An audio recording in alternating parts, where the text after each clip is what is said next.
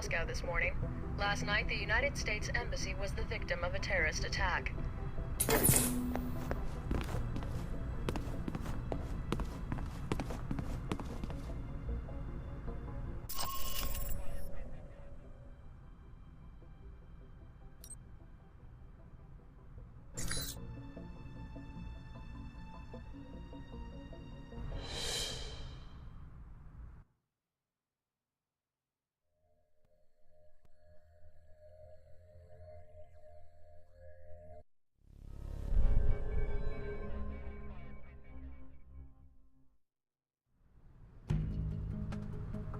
Mr. Thornton, I'm glad you were able to make it.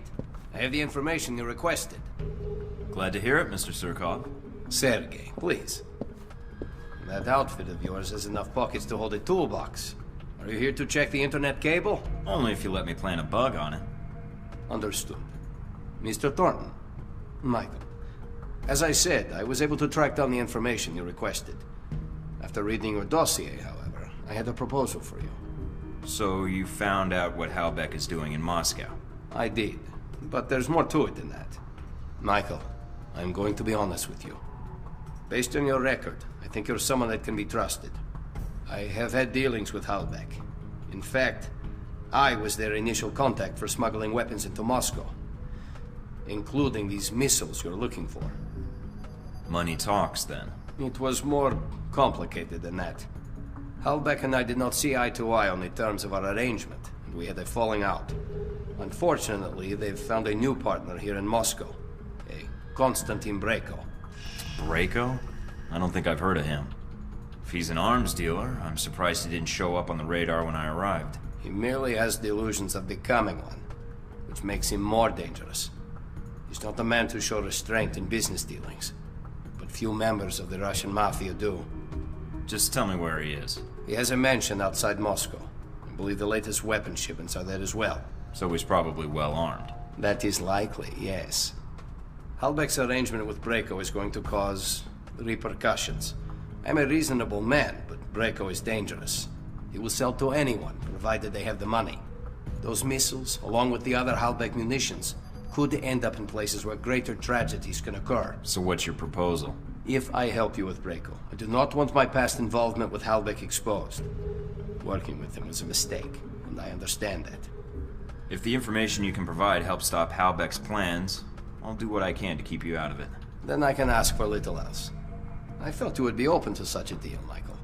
Then all I need is Brayko's location. He is in a mansion outside Moscow, decorated to his own particular tastes. I'm more interested in his defenses. That intelligence you may have to gain on your own, or purchase from local contacts. Just download the location of my PDA, and I'm set. Very well. I will have the information sent to you. And thank you again for saving my life, Michael.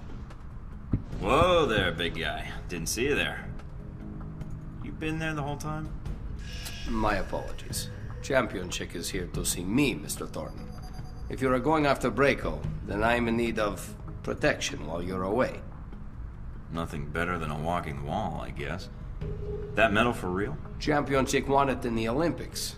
Boxing, as a matter of fact. Yeah, I won some too. In shooting and martial arts. Have fun, you two.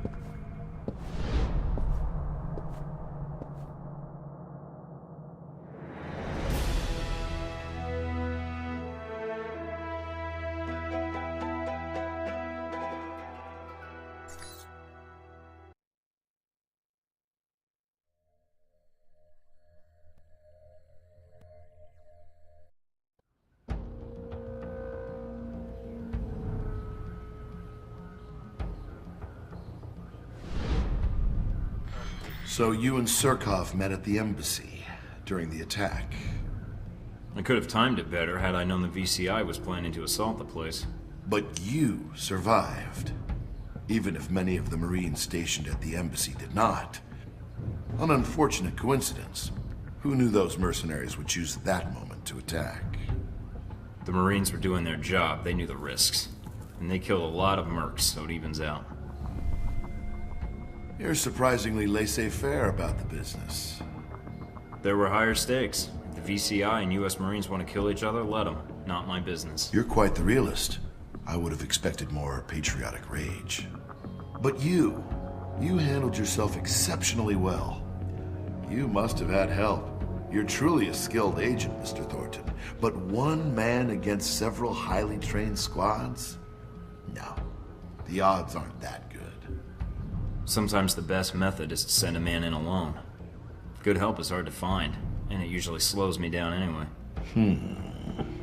Something wrong? No. But remind me not to play poker with you. Well, if it hadn't been for that attack in Moscow, I doubt if anyone would have known you were in the city. You certainly kept a low profile. I'm not in broadcasting or marketing, so that shouldn't surprise you. I don't know. It seems you still make an impression on the fairer sex, no matter what the age difference is. What are you talking about? Z. In mercenary circles, she's something of an...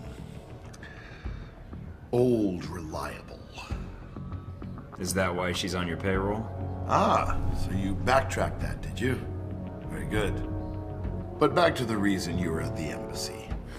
Surkov. You didn't seem to have much trouble getting information out of Surkov. I imagine you two had a cordial talk while the bullets were flying. He cooperated. I think he appreciated the fact I acted like a professional. I don't know if he fully trusted me then, but... But he did tell you who had the Helbeck missiles. And he gave you a name. Yes. Konstantin Brayko. Ah, Brayko. What is it about the younger generation? At least Surkov was a businessman. They pretend to obey the law. But Konstantin, now there's a story I'd like to hear. Up-and-coming Russian mobster meets rogue American agent. What could the two of you possibly talk about? How video killed the radio star.